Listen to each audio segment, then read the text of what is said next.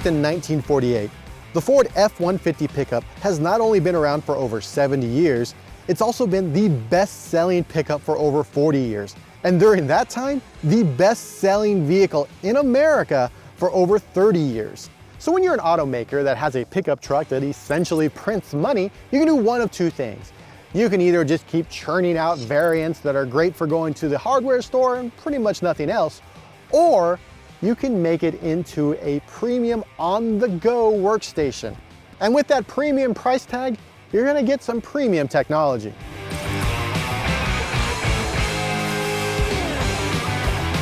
The 2021 Ford F-150 starts at $30,635 with destination fee.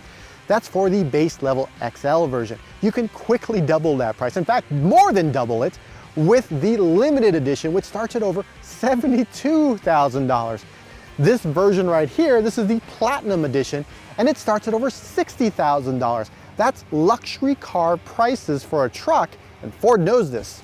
While the outside is, well, larger and taller than it probably should be, especially that grille. I'm 6'3", I mean, it's pretty tall. It still exudes a sort of ruggedness that traditionally you expect from a truck. It's all, hey, let's go buy some lumber and then drive up into the mountains and build a deer blind or put a fence up around the compound. But inside's a slightly different story. Especially with this generation F-150, Ford has created a mobile office with all the luxury trappings of a luxury vehicle, except now it's in this giant, tech-filled, cavernous space. So much about this interior is for working out in the field, or even in an actual field. The shift knob folds down so you have a nice flat workspace for your computer or maybe a place to put your burrito. It has your regular USB and USB-C ports throughout to charge all your devices, and actual outlets like the ones in your home to plug in your computer, your monitors, your Nintendo Switch, really most of the stuff you need to work that can't be charged with USB.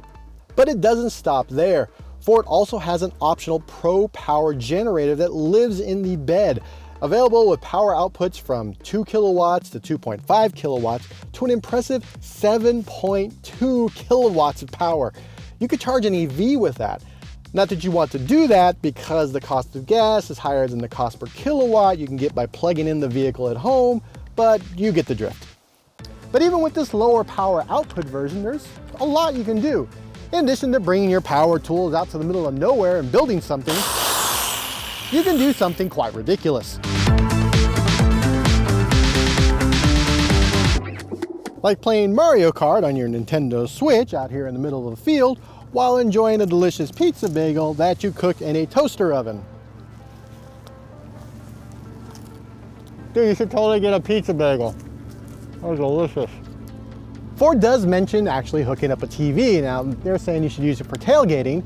You know, if you go to the game and you're out in the stadium and you want to hook up a TV and watch the pregame, you can do that because you can hook it up. You're probably not thinking about someone playing Mario Kart on a very old flat screen TV in a field, but you can do it if you want. Or you could plug in your computer and get some actual work done as long as you can find a signal. And you can keep track of the power usage here in the 12-inch touchscreen display. It helps let you know if you can run, let's say, a 200-watt blender because you want smoothies while running your other devices without overtaxing the system. This display houses Sync 4, the automaker's latest version of its infotainment system. It's easier to use and quicker than previous generations of Sync, and while it keeps the same bluish tint, it actually looks nicer. It houses information and features for items like towing, navigation, media control, and it also supports wireless CarPlay and Android Auto in case you'd rather have Google or Apple tell you how to get somewhere. Behind the wheel, the F-150 is a hardy beast, regardless of what powertrain you shove into it. And Ford offers six different engines you can put in this truck. In this vehicle we're rolling in right now, it's the 3.5-liter V6 EcoBoost with a twin turbo. Now that outputs 400 horsepower and 500 pound-feet of torque, which is more than adequate to get you wherever you want to go, especially if you outfit it with the optional 4x4 action.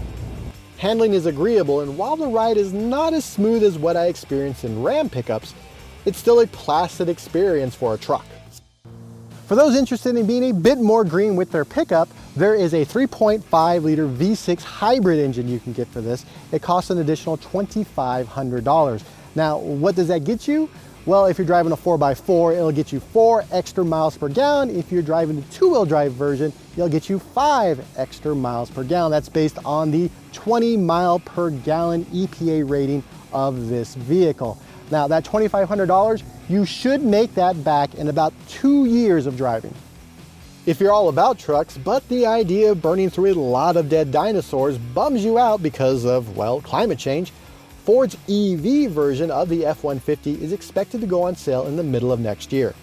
It'll join electric trucks from Rivian, Tesla, GM, and a bunch of EV startups that might not make it. But if they do make it, they'll be sure to have an electric truck.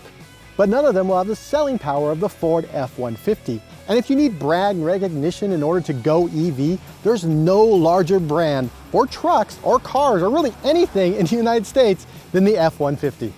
For more automotive coverage in the middle of a field playing Mario Kart, be sure to subscribe to Engadget.